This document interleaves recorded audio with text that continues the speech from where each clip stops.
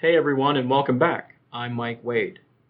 Thank you for tuning in to Dissect and Connect, a podcast where we explore population health issues impacting your community. This podcast is a service of Montgomery County Prevention Partners and New River Valley Community Services. Our podcast is made possible by a grant from Carilion Clinic. The views expressed in this program may not reflect those of Carilion Clinic.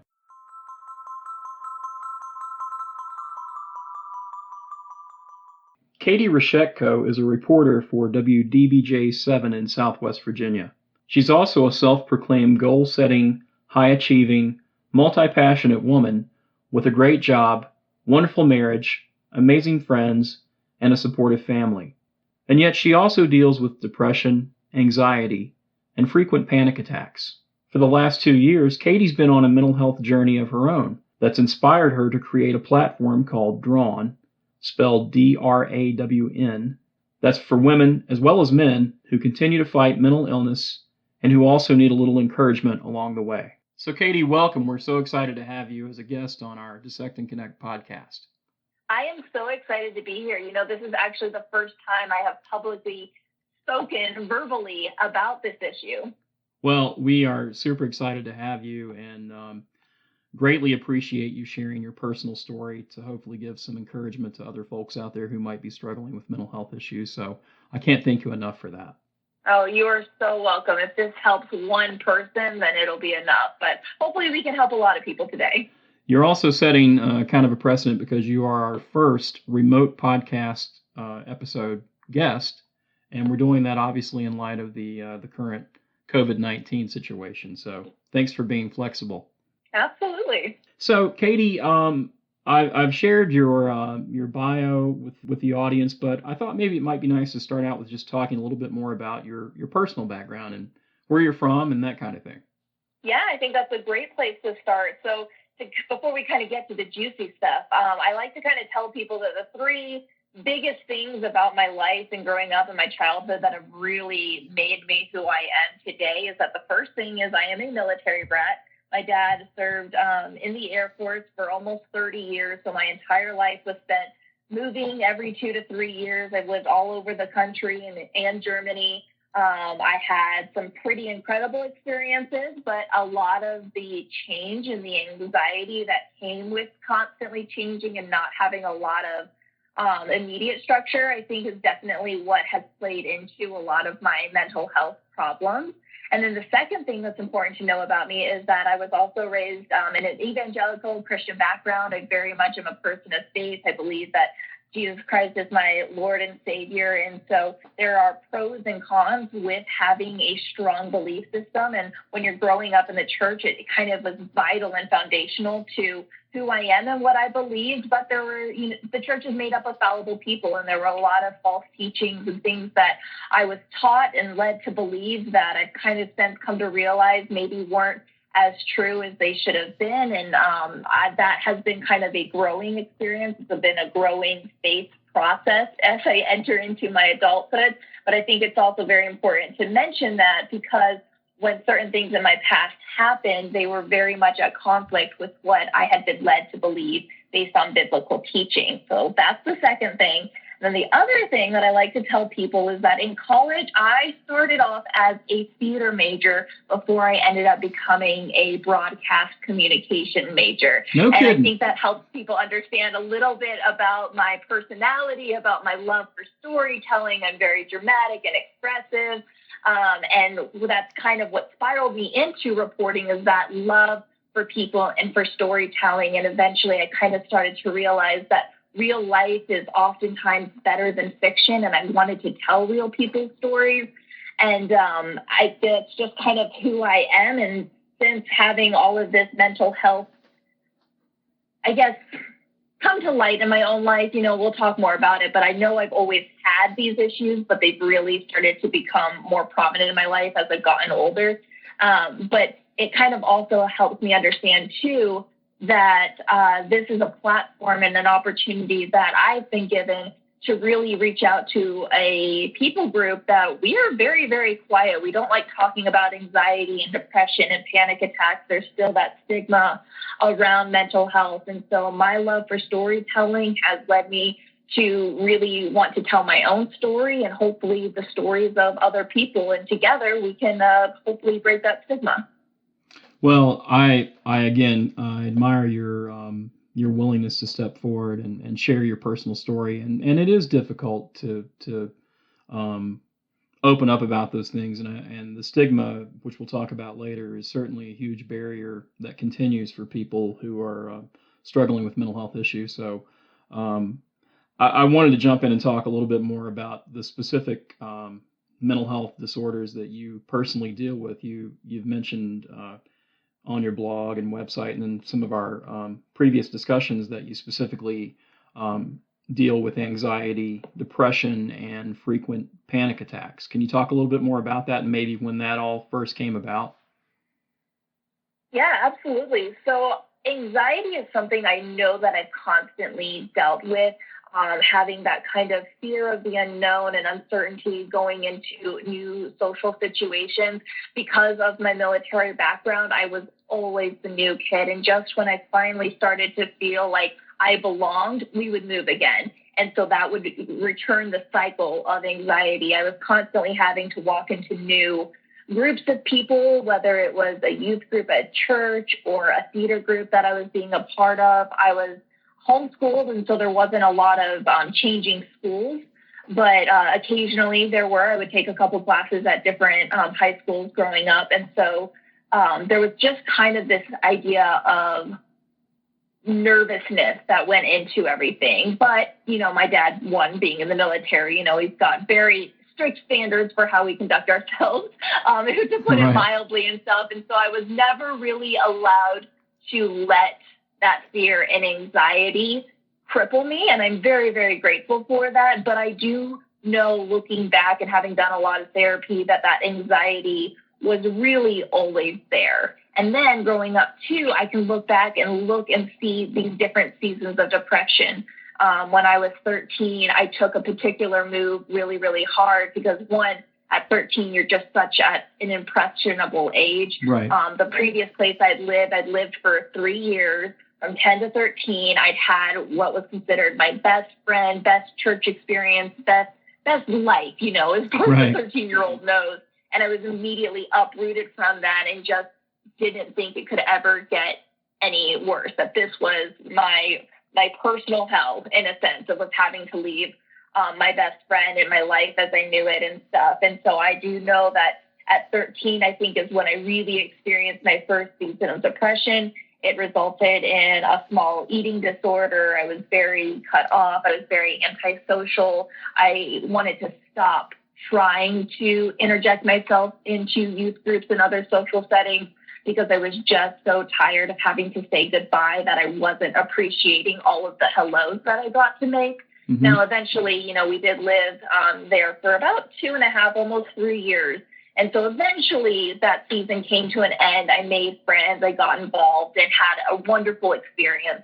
But that was really my first taste of depression and in kind of real anxiety and stuff. And then I would say that the biggest bout of depression really hit me right after I graduated from grad school. So I'm a Liberty University alum. I went to Liberty for 6 years, both for undergrad and grad school. And had this grand idea as to what my life would look like with these 2 degrees, top of my class, work experience up the wazoo. I didn't think anybody could compete with me. And then it took me almost almost 2 months to get a job in broadcasting. And that job took me 13 hours away to a little town in Illinois where I didn't know a single person.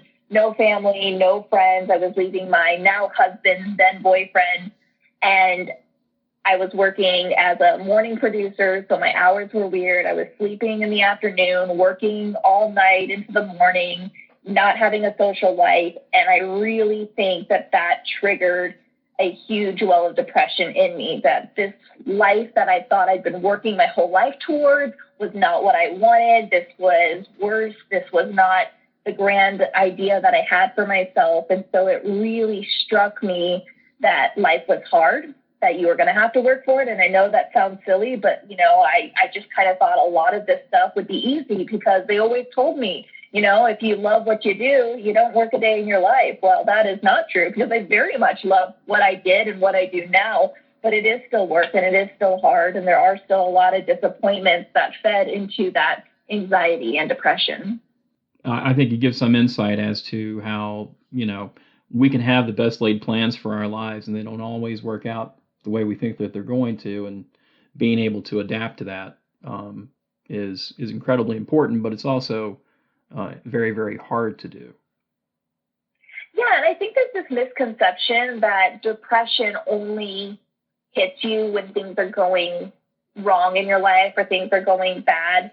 And, another story about, the depression that really kickstarted, my journey into mental health was in 2018 when I was getting ready to get married. I was transitioning from a TV news producer to a TV reporter, which is basically what I've been studying for my whole collegiate career and preparing for. So this was essentially, my dream job that I was getting. Mm-hmm. I was getting ready to marry my best friend. My family was coming to visit. There's all of this wonderful hype around these new seasons. And I was experiencing so many blessings, but that in and of itself was so much change that it still sent me into into a spiraling depression. And that's when I actually started experiencing panic attacks, like the fear that, things at the wedding weren't going to work out, the fear that I'd been working my whole life for this dream job and I wasn't going to be any good at it, and that this was a mistake and I should, leave broadcasting completely because there's no way I'm cut out for this. I'll never be good enough. And I think that was a lot of my inner monologue that really was triggering that anxiety, depression, and those panic attacks. Yeah, and in your blog about your wedding, which I read the other day, you mentioned, and I thought this was interesting, that when you look back at the pictures of your wedding, you don't see the Hollywood version of what is often portrayed as far as someone being depressed. Yeah, it's funny. And I speak from experience because, you want to talk about a stigma. I'm that person that believes in the stigma, even though at the time I probably would have never admitted it to you. But in my head, depression was always, this person just doesn't want to get out of bed. They just wear sweatpants all the time. They're always sad. Then you have this Hollywoodized version of, people who are depressed. They're only people who, they drink a lot and they take drugs and they're slobs and they don't clean up after themselves and stuff. And then you have kind of maybe more transformative stories where people are talking about how they look back at, that time in their life and they don't even recognize who that person is. And that was not the case for me. Like you mentioned, my pictures from my wedding day, I love my photos. I'm currently in my office right now where I have photos from my wedding day plastered all over my walls, and they make me smile. There's not this foreign person in those photos smiling with my husband. I know that's me, and I still have so many fond memories of that wedding day. It was probably genuinely one of the best days of my life, but it was also very emotional, and the lows before it and the lows after it were really, really hard. And you also were very open in your blog and your website about some past relationships prior to your marriage and some of the sexual trauma that you had to cope with. Are you comfortable talking about that a little bit more? Yeah, absolutely, because I think it's so important to talk about these things, because growing up, I wasn't really allowed to talk about these things. And I think in a lot of ways, that's what hurt me and didn't prepare me a lot for what might happen, growing up. As people get older, we mature, and situations arise that, as a 13-year-old, you might not think could ever happen to you, or you think, oh, that happens to other people, it'll never happen to me. And so my story kind of goes back to my Christian faith and how I was raised. And it was very much in a strict conservative Christian home. So that meant, no dating, no kissing, no real public displays of affection. I mean, we talk about love languages a lot in therapy. None of my family has physical touch as their love language. So even my parents, who I know do love each other, they never really displayed, affection, like, kissing or, snuggling on the couch or anything like that, So that was also taught to me that, there needed to be distance between you and guys. And also being in the military, I moved around so often that there was really honestly no point in dating or opening my heart out to, potentially get broken, because, it'd be great to get to know a guy for a year and a half, date for 6 months, and then peace out, because that's about how long I would stay in one area. So I'm very grateful for that sheltering a little bit. I think it actually allowed me to have a lot of really good guy friends that did treat me very well, that I'm still friends with today, that, I get to talk to them and their wives, and they talk to me and my husband. And so I am very grateful for that. But enter into the world of my senior year of high school and then in college, where there aren't, parents, and there, the rules seem more gray and the lines are more dictated by you. Things start to happen that you just didn't think ever could, and you're not emotionally prepared for those situations. And so in my case, the church that I was in when I was a senior in high school, I had developed a crush on a guy, and we were starting to kind of see each other in that very fun, innocent, first love, juvenile high school sort of a way that I look back and kind of smile at, because it was just so innocent. I mean, I was very much that person that wanted to obey the biblical standards that, the church had set forth, my parents had set forth. And so, I'm not kidding when I say that, like, in my first relationship, with all of its secrets and stuff, it was strictly hand holding and the occasional kissing. Like, that was it. And yet when the secret relationship came out, I was very much ostracized from the youth group. I was very much made to feel like I was a manipulative older woman because he was a couple grades younger than me, or I was kind of slut shamed, or I wasn't supposed to lead youth groups anymore because I was tarnished, or I couldn't be a good example. And that was really hard because, the year before, I was the girl that they had asked to come and speak at their True Love Weights conference. So here I am supposed to be talking to, I had just talked to people about the importance of, abstinence, saving yourself from marriage, not crossing those physical purity lines that the church tends to set in place, Right. And then the next year I'm being accused of being a slut. And it was very, very hard for me. And I very much internalized that and took what they were saying to heart and believed it, and spiraled into another season of depression where I thought, you know what, maybe they're right. Maybe I am ruined. Maybe that I have become tainted, or I'm now unpure. I've made a mistake. I've fallen from grace. And so when I went to college, feeling that way, grieving the loss of a really, genuine, innocent relationship, the friendship had kind of spiraled out of control. Everything was kind of really negative. And then I go to college where there are no parents, there are no, authority figures really in my life. I'm meeting guys left and right. We're becoming friends and we're socializing in groups. And I'm so desperate to want to belong somewhere, thinking this is where I'm going to be for 4 years. I need to meet my people now. Right. That you start to compromise on situations that you might never have compromised on. And that put me in a very vulnerable place of being sexually manipulated, is kind of what I call it, because I don't like to use the term rape to describe my own situation, but being sexually manipulated to do things that I didn't actually want to do, but the fear of rejection, the fear of disappointment, the lack of self-confidence in myself, the lack of belief in my self-worth, all of that led into me making compromising decisions that have since, nearly 10 years later, still carried with me into my marriage. And it's something that my husband and I now are working out with each other and with a therapist. Well, I'm glad that you mentioned talking to a therapist, because I was going to ask you how you currently manage your mental health issues in addition to therapy. What are some other practices or tools that you have in place to deal with that? Yeah, well, I'll first talk directly to the person who doesn't think therapy is for them.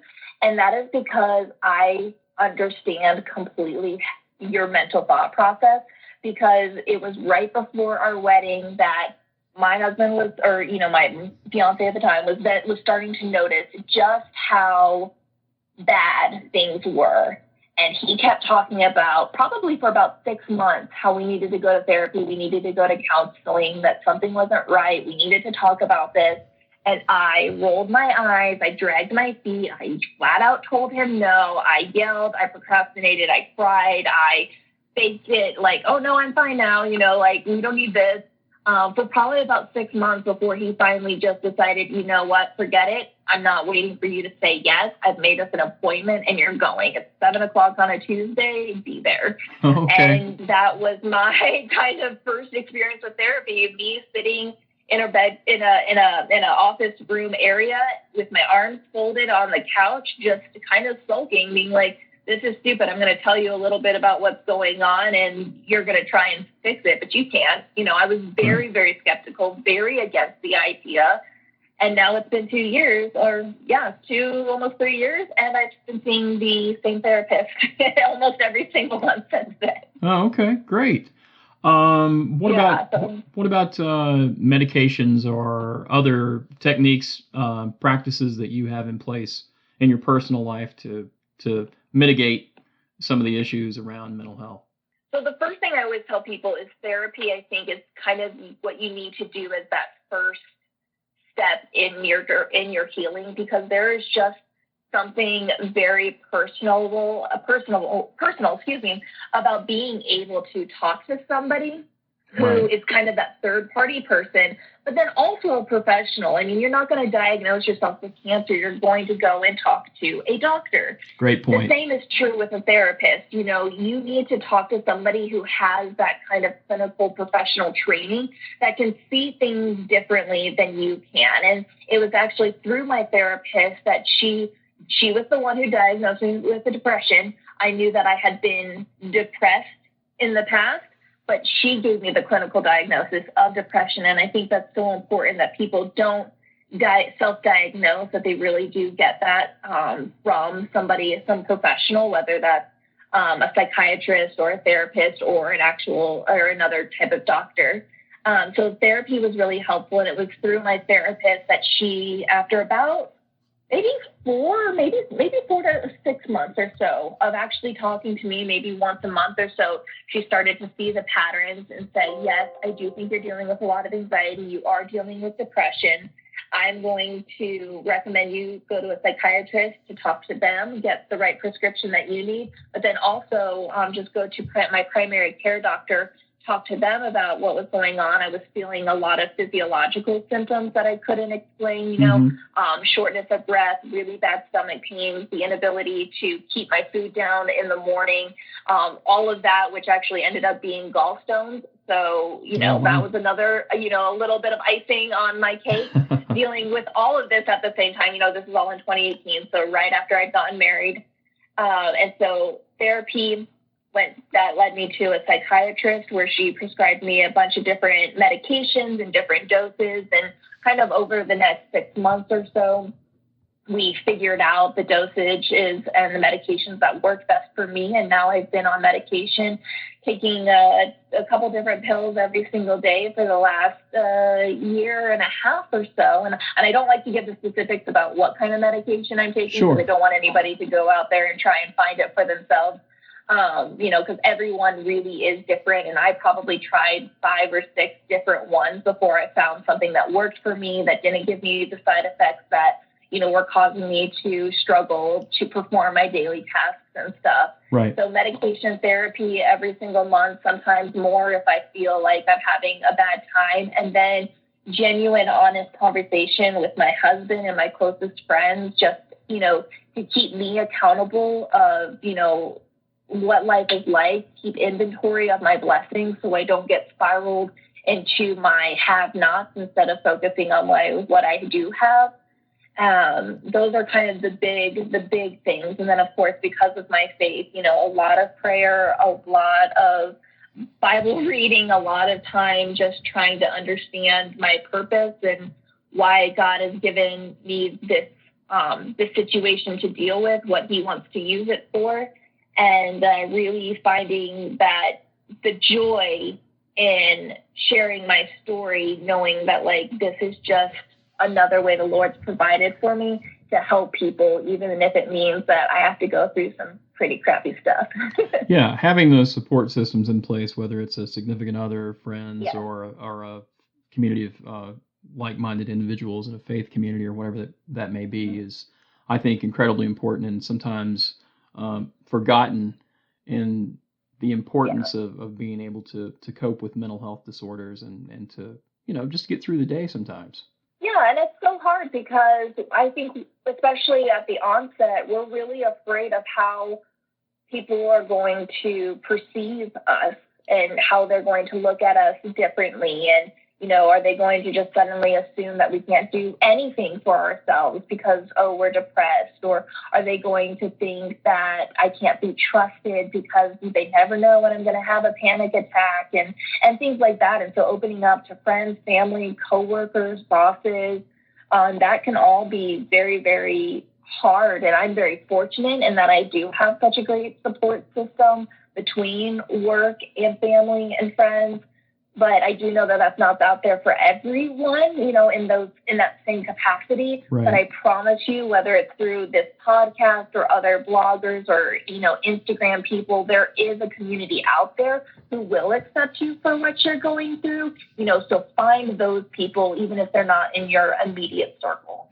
I did read in one of your blogs that you noted you were surprised by the number of people just on social media who have that you've already connected with, who have been open about similar experiences and the struggles that they're dealing with. That's been kind of an eye opener for you. Yeah, absolutely. I mean, before I started really talking about it, first on social media, I genuinely thought that it was only me who could possibly be feeling this way, or there was me and those people who had it way worse, or who were, going towards substances, whether it's alcohol or drugs, and dealing with depression that way. And, that kind of stigma and that so-called look that I had in my mind. Mm-hmm. So the idea that like I could be this nearly straight A student, great support system, living my best life in college, working towards my dream job, all of this stuff that just on paper flat out looks like, the best. Right. Made me feel so guilty for admitting that I was depressed, that I was struggling, that I was unhappy. And so when I finally started to just admit that I was struggling, it blew my mind how many people reached out to me, first of all on Facebook and then later on Instagram, just telling me, hey girl, like, I understand how you're feeling because I've been feeling the same way. I've been dealing with this myself. And these are people who were, girls on my hall, my sophomore year of college, who I probably wouldn't have even been able to pick out in a lineup. Right. And they were reaching out to me, telling me that they've been here, they've been dealing with this.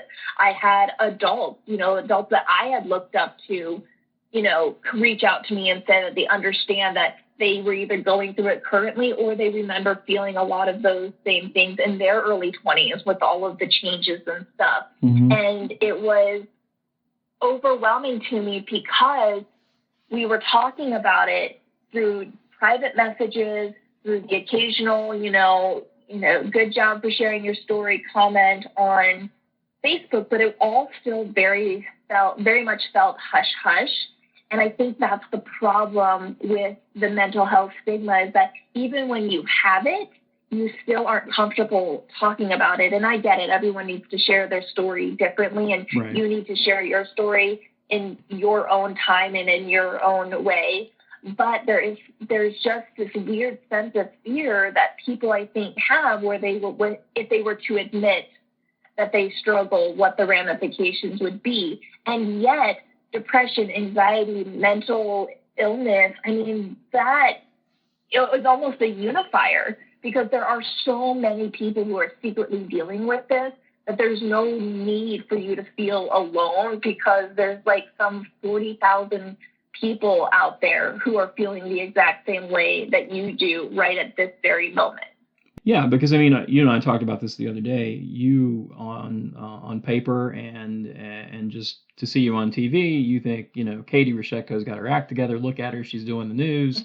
there's no way she could be struggling with mental health issues. So in that way, which is a lie, a big lie. but I think whether we want to admit it or not, we all have some kind of preconceived notion of what somebody with serious mental health issues might look like. Yeah, we do. And I tell you, like, I was one of them. Like I said, before I really was honest with myself and where I was at, I was one of those people that didn't believe that someone like me, whatever that was in my head at the time, couldn't deal with mental health issues. Or if they did, or if they thought they did, they were just being dramatic. I mean, my whole life, like I said, I was a theater major in college before switching to broadcasting.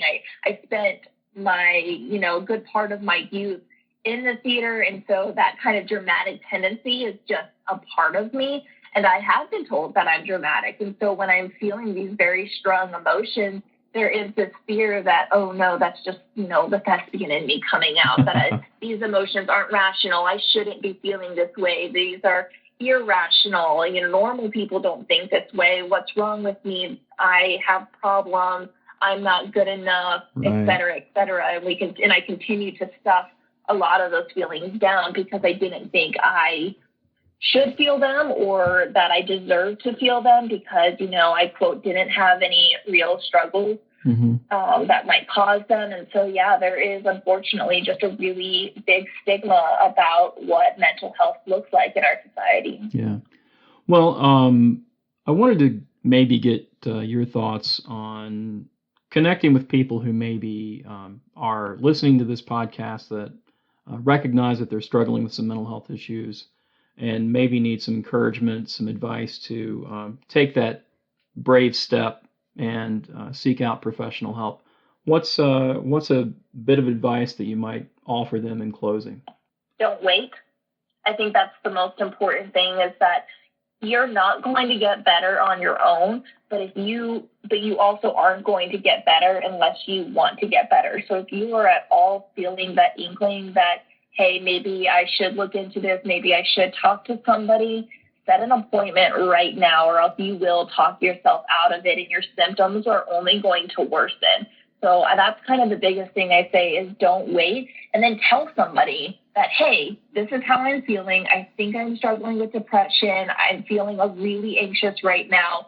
I've made an appointment, or I'm going to make an appointment with somebody. If you tell a close confidant that and you ask them to hold you accountable, tell them that they need to follow up with you in a day or two to say, hey, did you make that appointment? And, hopefully you have. And then let the progression continue from there. And so I think so many times we let ourselves get too busy and we don't take time to prioritize our mental health. Right. But it's really our mental health that is foundational to every single thing that we do in life. Without solid, strong mental health, I think the rest of our world will start to see crumble. And I think that's really what I was experiencing in my different seasons was, my physical health started to deteriorate, my relationships started to deteriorate, my self-worth deteriorated. And so it wasn't until I learned, and am still learning, how to really make my mental health a priority, that the rest of life has kind of found its own balance.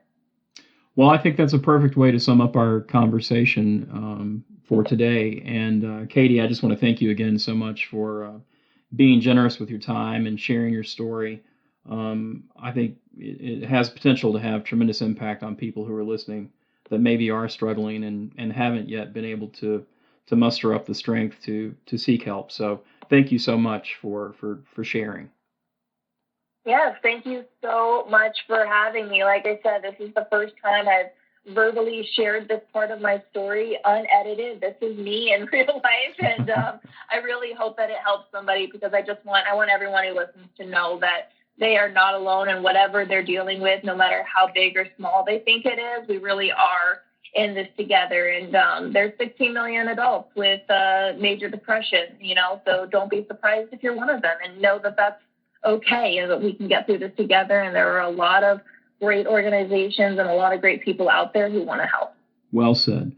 So before I let you go, in addition to tuning into WDBJ 7 in the mornings, what are other ways that people can find you and connect with you? Yeah, so I do have a website. It's KateyRoshetko.com. That's Katey, because I'm weird like that. So Katey, and then my last name, Roshetko. That's KateyRoshetko.com. But then the best way to connect with me is definitely through Instagram. You can find me, Katey Roshetko, or I also have a new platform that I've really just started this year called the Drawn Life blog. You can find that on Instagram too. That's the Drawn, DRAWN, Life, LIFE, blog, BLOG. And that's where I post daily words of encouragement. I talk very much more openly about what I'm struggling with that day. That's where I also share a lot of the blogs that I've been writing. So you can find me on my find me on my Instagram or on my website. Those are the best ways to reach me. And we'll be sure to include links to all of those in our show notes for today's episode. Perfect. So, Katey, I appreciate that. Yeah, absolutely. And thank you again so much. We really appreciate it. And let's have you back sometime soon. Hey, I will be happy to talk about this anytime. So please, please, please have me back. Fantastic. Thanks again. We hope you've enjoyed this episode of Dissect and Connect. For more information about Montgomery County Prevention Partners, our New River Valley Community Services, be sure to check us out on Facebook or visit nrvcs.org.